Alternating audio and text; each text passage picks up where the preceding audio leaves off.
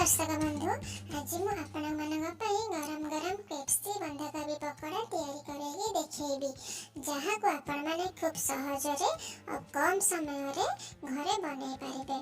भितर नरम और बाहर क्रिस्पी है कि यही बंधाकोबी पकोड़ा बनी थाए खाइबा को तार टेस्ट बहुत ही भल लगी थाए। एबे चलंतु ए बंधाकोबी पकोड़ा तैयारी करिया।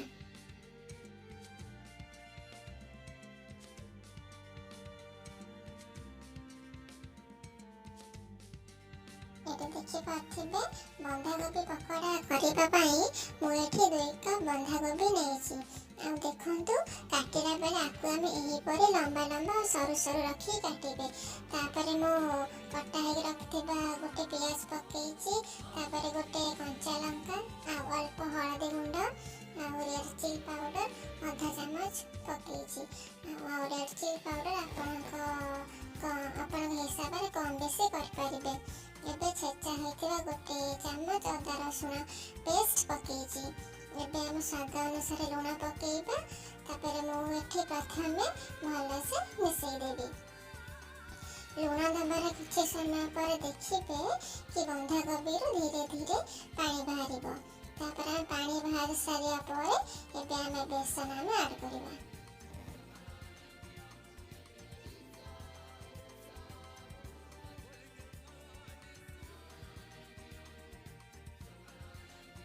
देखो भल से मिसे देखिपे मुझे भल से मिसे दिया बेसन 3 ରୁ 4 कप बेसन पकई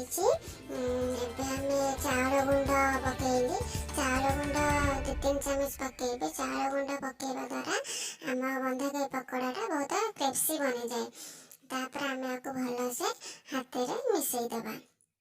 मिसाइला बेले जमारू पानी पकेबनी कहीं लुण पकई जो पानीटा बाहर से पानी ही यहीटा मिसई दबा। देखु मोर मिक्सचर पूरा रेडी हो गलानी। एबे चलंतु आमे गैस ऑन कर दबा। गैस ऑन कर सारा पर आमे कढ़ाई बसिबा।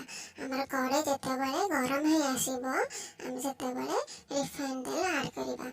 एठी मु 2 कप रिफाइन तेल नेछि आ रिफाइन तेल को पूरा जते बेले पूरा हमरा गरम हे जिवो सेति बेले आमे पकोड़ा को पकेइबा। एथि से एबे टिके मु लूण ऐड कर देछि। लूण ऐड करबा द्वारा बेसी तेल पीबनी जो भी आमे छाणीबा बेसी तेल पीबनी। एबे आमे गरम गरम तेल रे पके के सब को फ्राई करिबा। गैस को मीडियम फ्लेम में रखी कि आको फ्राई करिबा।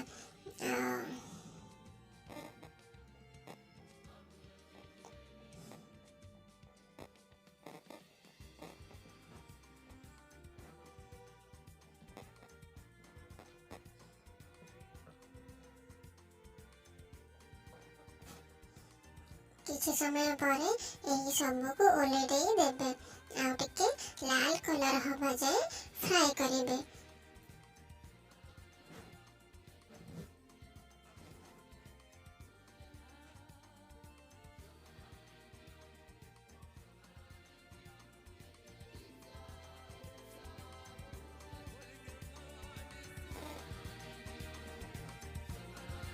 एबे देखंतु हमर बंधाकोबी पकोड़ा गोल्डन ब्राउन कलर हो गलानी।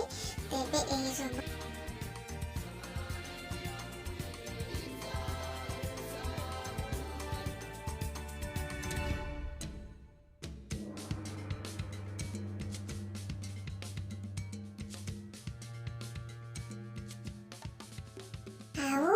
बाकी सब काम यही भाव फ्राई करके तैयारी करिबा।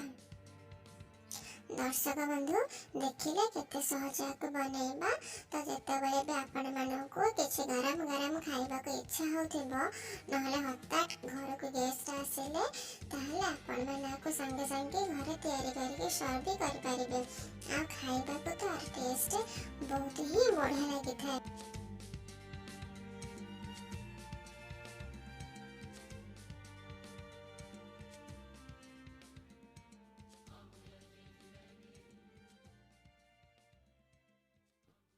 दर्शक बंधु आपण मैंने देखिपे तो आम बंधाकोबी सब फ्राए हो गला।